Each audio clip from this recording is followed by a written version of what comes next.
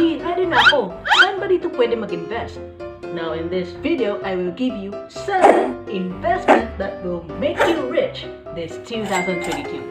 So tune in and don't tune out.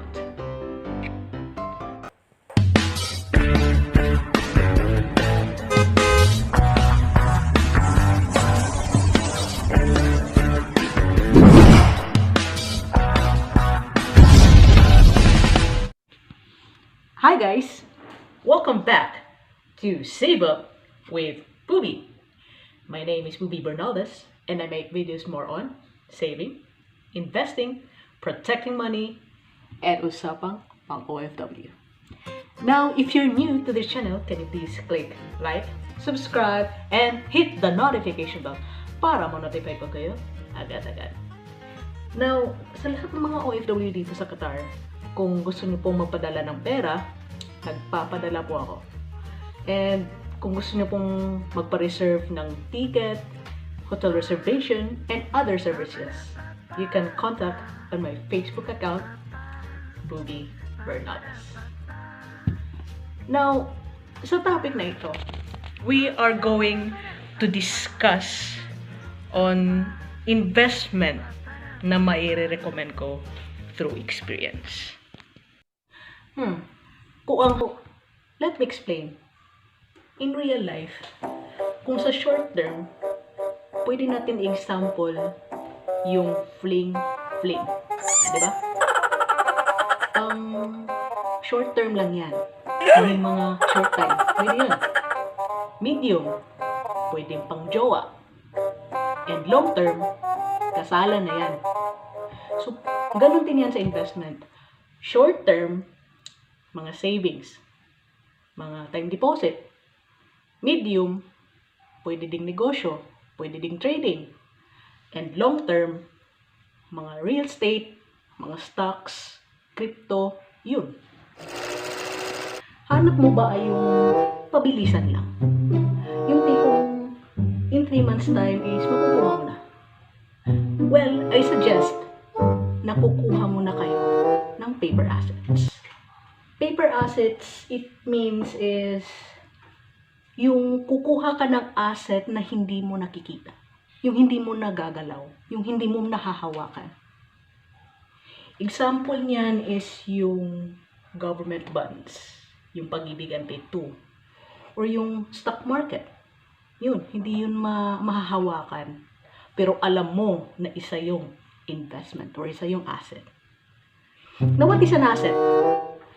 Asset is yung tipo na may makukuha kang pera. Yun ang asset. Ang liabilities naman is kukunin yung pera sa bulsa mo. Ganun lang kadali, guys. Asset, kukunin. Liabilities, kukunin yung pera sa'yo. Gets? Now, yung UITF is makukuha mo yan sa bangko. Kung bonds naman, is I recommend na mag-join po kayo dito sa grupo ko, IMG, para makakuha ng investment opportunities like the government bonds. If interesado po kayo, PM nyo lang po ako sa Facebook account, Bobbie Bernaldez. Now, ngayon naman, when it comes to stock market, pwede din yun. Kung alam mo kung paano mag-trade, kung ano yung resistance and support. Kung alam mo lang kung paano magbasa ng chart, magandang investment yan. Magandang investment din yung index fund. Index funds kasi is, isipin mo lang, sa isang basket, nandun yung mga certain na mga company. Just like Facebook, Amazon, eBay, kahit ano. Now, let me explain. Parang tulad lang din yan na isang bata bumibili ng candy. Di ba sa isang store, marami yan. So, aabot yan ng $200 or 200 pesos. Now, sa index fund, ginagawa na lang yan ng store is kumuha sila ng isang cellophane worth 10 pesos lang. Pero nandun na yun yung mga set of candies sa plastic na yun. So, nakakatipid yun sa pangmasa. Or nakakatipid yun sa mga tao. Now, top 5 is you have to invest on business.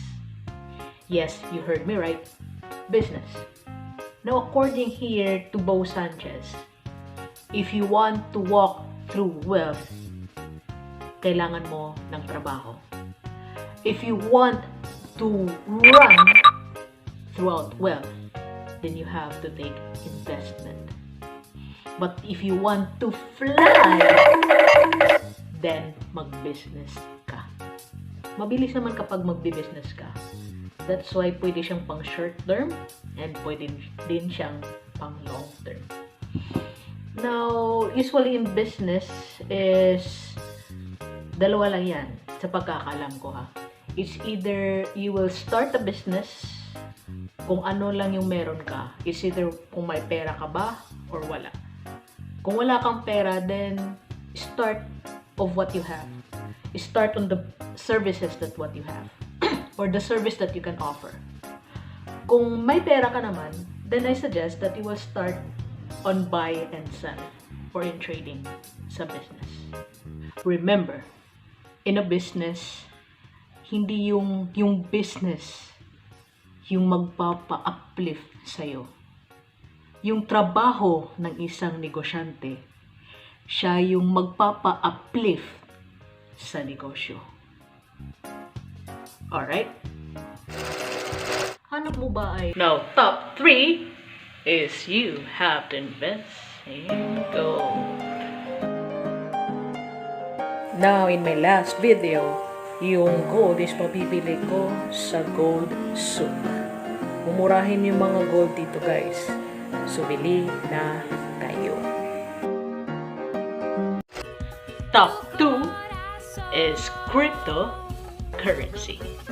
Now, in cryptocurrency, para hindi kayo mabudol, what I suggest is, first is look in this site, the coins market cap. Kung nandun yung crypto coins nyo from 1 to 20, safest na yun. So, yun lang i-advise ko sa inyo guys, para at least hindi kayo mabudol. Okay? Actually, yung cryptocurrency is, para sa akin, is the fastest. And ito na din yung combination ng lahat ng mga investment and businesses that I know.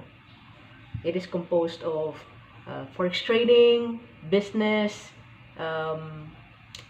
pwede na din siyang real estate kasi tinutulad na kasi yung digital world, which is metaverse sa cryptocurrency. Meron na din siyang art na pwede na din siyang invest through NFT and sort of.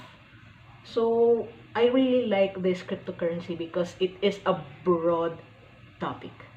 Now, the top 1 on the investment of 2022 is, I suggest, kung alam mo na itong mga pasikot-sikot sa investment, businesses, or other services, the number 1 for me is you have to invest on your own brand. Okay naman yung magbe-business ka guys ng franchising, just like what I did dito sa IMG or dito sa Unified. Pero ang problema kasi yan kapag hindi mo siya sariling brand, hindi mo kasi siya pwedeng igalaw kung ano yung nakasanayan doon sa platform. Hindi mo siya pwedeng i-scale up. Kasi para lang din kasi yan siyang umuupa sa isang bahay. Parang umuupa ka lang sa isang negosyo. So yun na nga yun guys. Maganda talaga kapag may sarili kang brand. Okay, let me explain. Yung brand is, it's not necessarily pangalan lang siya.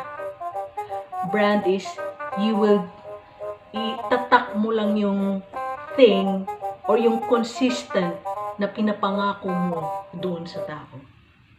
Yung tipo na kapag nakikita ka nila, yun ang unang tumatatak sa isip nila. And i-consistent mo yan Kasi yan kasi yung sinasabik, yung tinatalingkilik na mga tao sa'yo. Alright, so summary tayo. Top 7 is education. 6 is paper assets. 5 is business. 4th is real estate. 3rd is gold. 2nd is cryptocurrency. And number 1 is you have to invest in your own brand. Now, may tanong ako or may assignment ako sa inyo. Kapag nakita niyo itong vlog na to or mga beginners pa kayo, wala talaga kayong nakita or nagawa pa, pwede niyo siyang i-write down ito, tapos execute niyo yung mga investment na to. Kung nagawa niyo na, and you will know what works for you,